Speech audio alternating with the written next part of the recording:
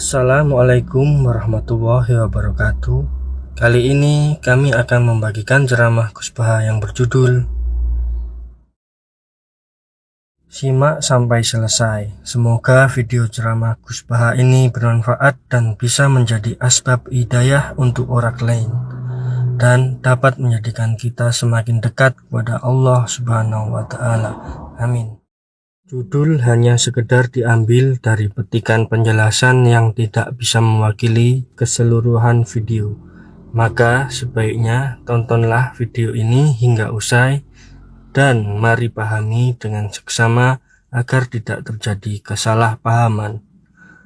Semoga Allah berkenan menerima niat dan amal baik kita semua. Amin ya robbal alamin. Malaikat itu malaikat itu kan yo duwe pikiran, terus iblis yo duwe pikiran. Sing podo-podo pikiran niku ya rontok bener iblis pikirane lho, tapi nurute bener malaikat. Jadi umpama agama kanut pikiran ya bener iblis. Mergo cara berpikir iblis iku Adam ku sangka lemah, aku sangka api, berarti keren aku. Nah cara pikirannya malaikat itu serah mikir bombol yonti dikongkon yo manut. Jadi agama ini sanad, agama ini seorang lagi nopo sanad. Sakjane cara tauhid yo keberatan, aku ono istilah Baitullah yo keberatan. Wong Baitullah maknane omahe Allah sing takok. Allah manggon wirdi ning Ka'bah. Jadi kita harus ngikuti ulama. Dikatakan Baitullah itu nama penghormatan. Sesuatu itu mulia maka disebut Baitullah, bukan berarti Allah nempat di situ. Mereka Allah tidak butuh tempat. Jadi itu kan jelimet, mang. Lagi-lagi yang tahu itu ulama. Masjid ya dikatakan Baitullah. Nah, misalnya iki masjidnya pangeran, malah nambah mana nih lucu. Masjidnya pangeran, berarti iki tempat sujudnya pangeran. Nah, kacau kan? Tapi berhubung ra paham alhamdulillah namun iki masjidnya pangeran. Jajal makna nih bahasa Arab. Iki masjidnya pangeran, makna nih terjemah. Iki tempat kacau. Baru kayak bodoh ora roh nek kacau. Jadi kacau. Ya mulane anut ulama. Jadi darani Baitullah apa dikatakan daleme Allah maknane apa idhofatut tasyrif. Napa idhofatut manane omah sing mulia sampai diistilahno daleme Allah. Kalau dalam ngaji-ngaji ulama itu agama ini dari awal unik. Allah melarang sujud kepada batu, tapi kita sholat itu madhep Ka'bah. Kemudian juga ada batu. Makanya kita harus menanamkan bahwa semua sujud itu lillahi ta'ala. Nah soal ada arah ya penting arah. Nggak mau arah madhep segoro kidul lah repot. Jadi arah itu mau dipakai kesepakatan untuk menunjukkan kalau kita muslim arahnya sujud itu ke Ka'bah. Tapi tetap sujud kita hanya lillahi ta'alanya karena Yahudi. Nabi nanti takut Yahudi Muhammad nak langit bumi itu sok ben hancur pas kiamat. Terus manusa sing mati mulai Adam sementara tidak kok endi. Jadi nak takok ngono mirip so, mirip Yahudi. Nak mirip Sugair apa? Nak mirip Ngamure. Jadi agama ini selalu disoal pakai akal. Jadi agama tanpa akal ora iso berdiri. Tapi kalau terlalu bawa akal itu ya repot. Ya makanya tadi itu pentingnya riwayat. Seorang lagi pentingnya apa? Riwayat. Makanya coro Imam Malik itu gak suka sama agama di logika itu gak suka. Karena nanti orang yang punya logika terus merasa lebih punya otoritas terhadap agama. Ya wis sesuai ngono agama iku angel oleh nerangno sampean agama iku. Sampeyan saiki tak bedheki. Nabi Adam diusir kondi. Swarga. Terus swargane Nabi Adam saiki didakoni. Mergo swarga iku luase sak langit bumi. Lah nek iku saiki didakok endi wong? Swarga lebih luas ketimbang langit. Kan enggak mungkin sesuatu yang luas diletakkan di yang sempit. So, akhirnya Mu'tazilah gak percaya anane swarga zaman Nabi Adam. Jadi swarga sing cerita Adam itu tidak sama dengan surga yang nanti arduhas samawati wal ard. Jari ahli sunnah ya sono. Lah ning ndi wis ra roh pokoke ono. Ya itu kan sama-sama terus diterusno wong debat. Ya sudah guys. Nak cara aku wis mlebu sik kok gampang nerangno nek wis bar roh. Secara teori kan gitu, ora roh kok nerangno ya sakwise roh. Ya sudah, sampeyan bu swarga wae lagi apa? Lagi nerangno. Pas aku nerangno kowe ra ning swarga ya ora ketemu. Wis kono enak nang cangkem elek ngono wis aku ben nerangno kowe ra ning kono ya wis akhire gak. Apa cocokan sampeyan? Aku tak nerangno swarga lah sing kono ben nerangno neraka. Koroe neraka. Agama itu unik. Ya karena tadi apa ya? Dari awal agama ini di kaum yakilun, tapi akal yang berlebihan itu ya mengganggu agama. Ya sudah, makanya saya ulang lagi itu riwayat ya. Sebagian ini apa? Riwayat. Inna hadal idmatinun fangguru amman ta'khuduna dinakum. Agama ini ilmu. Kemudian kamu harus dari sanad yang benar. Ya. Dari sanad yang apa? Dari sanad yang benar. Ya sudah seperti itu. Mana itu kalau setuju model kayak sholat sunat safar tidak harus madhep kiblat terus. Jadi agama ini sudah unik. Misalnya gini, sholat fardu kan wajib kiblat, tapi ada sholat yang nggak usah madhep kiblat, yaitu sunat safar. Misalnya orang di pesawat gini. Karena guling-gilingan, nah, hakikatnya kiblat itu tidak fokus kita namun Allah Subhanahu wa Ta'ala. Jadi memang agama, tapi lagi-lagi itu butuh riwayat. Seorang lagi butuh riwayat. Kalau nggak pakai riwayat, terus kau Abu Nawas kabeh. Karena tadi Amerika, seorang lagi Amerika, itu kalau dibor pas New York itu kena Ka'bah. Lah logikanya kalau arahnya pas itu kan bebas arah. Berarti orang Amerika oleh sholat bebas. Tidak bisa seperti itu, ya tetap anut konsensus ulama sana atau tradisi sana, kiblat itu ngambil arah mana, karena dia pas. Ya bumi yang ada arah itu secara akal kan hanya rubuk 1/4. Makanya kalau kamu belajar falak itu ada rubuk, lainnya itu sudah tidak ada arah. Misalnya bumi bulat bola, yang sama atas dikatakan sama-sama di atas, ya kadarnya hanya 1/4. Lainnya itu sudah dikatakan samping. Makanya seperti Denmark itu ada daerah yang siang itu sampai 3 bulan, entah berapa siklus sekian puluh tahun. Ada yang lebih lama siangnya sampai 18 jam. Kalau di Eropa kadang puasa itu sampai 18 jam. Ada yang selalu gak kena matahari kayak kutub utara, kutub selatan. Nah makanya kalau misalnya sholat itu ngikuti apa? Kalau ngikuti matahari, orang kutub sholatnya hanya maghrib, isya, subuh. Gak wajib poso, orang tahu ono berino misalnya. Ya tidak bisa seperti itu. Jadi kalau nuruti logika kan terus berdebat terus. Tapi kalau nuruti rasa sebagai hamba. Orang kutub butuh sujud sama Allah, orang kutub butuh loyal sama Allah dengan memperlakukan puasa. Ya sudah, akhirnya kita harus puasa. Nah, lalu kalau ukurannya matahari, mereka tidak punya matahari. Memangnya puasa itu penyebabnya wujudnya matahari, apa penyebabnya loyalitas sama Allah Subhanahu wa Ta'ala? Loyalitas. Kalau penyebabnya matahari, ya berarti kalau nggak ada matahari, nggak usah apa? Tidak usah seperti itu cara berpikir. Makanya ngikuti ulama. Karena ulama yang tahu tradisinya Allah dan Rasul. Ya seorang lagi ulama yang tahu tradisinya Allah dan Rasul. Meskipun ya kadang saya enak dewe ulama. Mergo ya kadang ya mau kalau bolak-balik ngomong. Gak diterang nombek cangkem elek ora paham-paham. Makanya masyhur itu ada kiai di debat sama orang rodok PKI. Pak Kiai, kalau setan dari api masuk api kan biasa. Terus susahnya apa? Mau materinya dari api. Terus Kiai itu mek lemah, swawarna raine. Loro cung, gue sakit. Jadi wong kok lemah, kena lemah kok loro. Karena serak kena diterang no. Manusia materinya kan dari tanah, berarti kena dipendem urip-uripan. Piye ya? Ya lara ya, lha ya jare kok lemah kok dipendem ning lemah kok. Karena dijelaskan pakai lisan yang baik, gak paham-paham. Sebenarnya kita ini ingin selalu baik, tapi ada orang-orang diterangkan cara baik-baik itu. Wah, kayak misalnya ana wong kondo, Gus kula niku bojo kula cerewet ngene-ngene, apike kula pegat. Dicereweti bojo mbek diarani duda iku lara ndi? Lara diarani duda isen.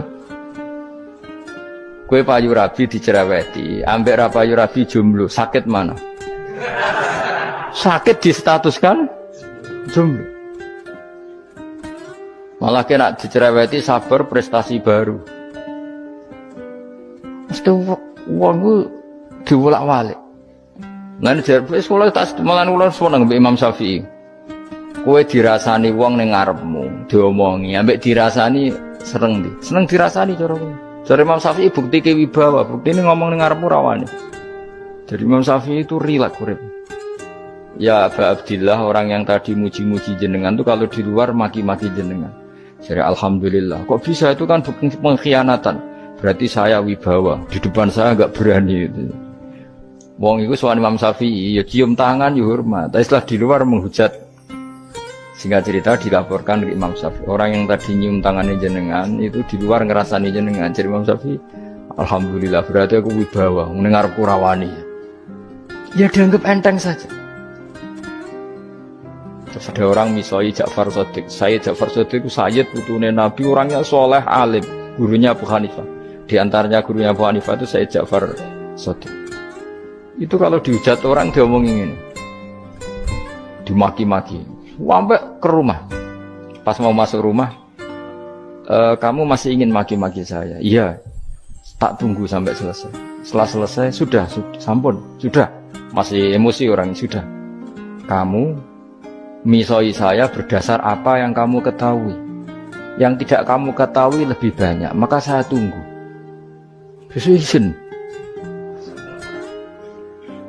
Izin sampai terus. Ketika ditanya, kenapa engkau sabar ketika jenengan saya pisui? Orang ini akhirnya tobat, mencium tangannya, mencium lututnya. Jawab saya Ja'far Shadiq ini. Aturahu tu'sokurhan, aturahu yu'sokurhan. Kowe ora ngrafaham kalimat itu, tapi tak terangkan, ben dadi wali. Kowe roh pangeran, ya tahu. Sing durakani pangeran tuh banyak enggak? Yang maksiati pangeran tuh banyak enggak? Banyak. Yang pangeran sing di langit bumi wae dimaksiati, apa meneh terima aku. Akhirnya terus. Jadi orang-orang soleh itu cara berpikir itu di luar kapasitas kamu. Apa ya? Mereka itu hanya Allah, taunya itu hanya Allah. Aku kan enggak egois, harga diri. Mana ada agama berdasar harga diri itu. Kalau dalam bahasa Arab disebut hamiyat al-jahiliyah, itu gengsi nopo? Jahil. Makanya ketika saya berkali-kali cerita itu, ada seorang ulama dipanggil tetangganya, nom. Setelah sampai situ, sudah kembali, saya tidak butuh kamu. Setelah sampai rumah dipanggil lagi, sudah kembali lagi sampai 3 kali. Ulamanya yang tetap ceria, tetap nyaman. Ketika ditanya, kenapa engkau tetap nyaman? Wahai pemuda, kamu itu tetangga saya. Kata Allah dan Rasul, nak kue iman be Allah Rasul kon ngapiki tangga, lah kon ngundang aku ya teko. Ya seneng wong nuruti perintahnya. Ketika kamu nyuruh saya kembali, ya saya kembali. Memang itu keinginan kamu. Kue tanggaku, aku kon nurut be tangga. Aku ora urusane mbek kowe. Aku mau nyaman mbek perintahnya. Nangis pemuda tadi itu tobat. Kalau kamu kan warga diri, orang kok dipimpong. Nes gak bakat wali blas. Jadi orang dulu itu nyaman. Karena yes pikirannya namung Allah Subhanahu wa ta'ala. Umar bin Abdul Aziz itu termasuk khalifah paling soleh setelah periode sahabat. Itu mau kapundhut itu santai. Ketika keluarganya menangis, kenapa kamu menangisi saya? Ya karena engkau mau mati. Memangnya kalau mati mau kemana? Ila khairi madhubin ilaih, ke zat terbaik. Terus aku mbok kon urip awar kowe gak jelas iso ngrumat aku ta ora. Nah Allah malah jelas. Saiki apik ndi urip mbek wong ora jelas sampai sing jelas. Ya wis kabundut. Kowe kan gak mati ku wedi. Dosane akeh. Lah mungkin nek urip terus ora dosa apa to kan. Gaya tok wis. Dosa kula cek kathah Gus kok mati terus. Ya malah apik mati ora dosa meneh. Biasa wae nek ape mati biasa karena potensinya kamu urip suwi ku dosane apa taat meneh. Ya jawab. Potensine. Dosa meneh apa taat meneh? Apa ya dosa ya taat. Terus pas mati pas taat atau pas dosa? Ya ora usah ngono biasa ya. Ape mati ae matur pangeran Gusti nak saene mati nggih. Mati mawon nak saene urip nggih. Urip mawon Gusti semua anut jenengan wis. Zaman kula urip sing ngrumat nggih jenengan mungkin sampean mati bisa ngelola nggih napa? Jenengan pun donya sing ngurusin jenengan. Kan sebenarnya kalau kita berpikir gitu kan nyaman. Zaman kamu hidup yang mengendalikan jantung, paru-paru, oksigen juga Allah. Dan kamu enggak tahu caranya, tahu-tahu hidup. Tapi setelah mati dikubur kamu iskal. Lalu sistem pernafasan saya gimana setelah saya mati? Memangnya zaman ning donya kowe roh. Oh karena ada oksigen. Terus oksigen wujudnya karena apa kowe ya ora roh?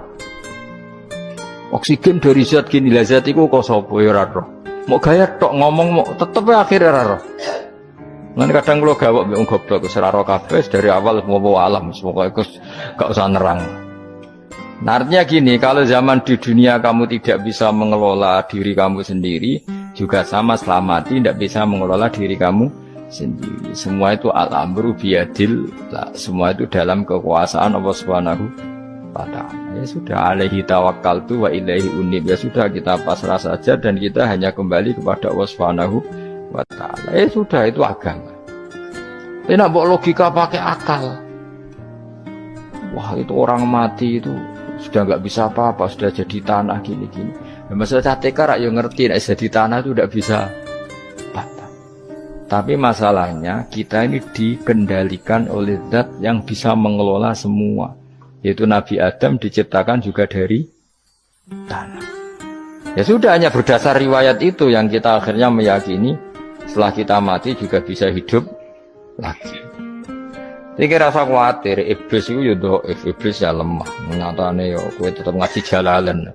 Berarti ora sukses menyesatkan. Kodang di kowe iblis. Ya kodang sampean, kon ra ngaji tetep ngaji. Kon paham tetep ora paham. Berarti iblis itu enggak keren loh. Betul, saya setiap melihat orang sholat itu menyaksikan kekalahan apa? Iblis. Jadi iblis itu ya kalah orang kok hebat yo ora. Biasa mawon, ora usah sing hebat ya namung pangeran. Dari awal iblis wis menyerah ngadepi orang sing ikhlas. Ikhlas itu dimulai dari awal. Cara bahasa Inggris pokoke hilir sampai hulu sampai hilir kudu ikhlas kabeh. Misale kita duit, yakin nek iku wae Allah. Sehingga kita ketika ngasihkan orang itu kamu enggak merasa itu milik kamu. Sehingga enggak gampang undat. Selagi itu kamu benar keduanya awalnya salah itu masih mungkin tidak ikhlas. Uang ini milik saya, tak kasihkan kamu dengan ikhlas.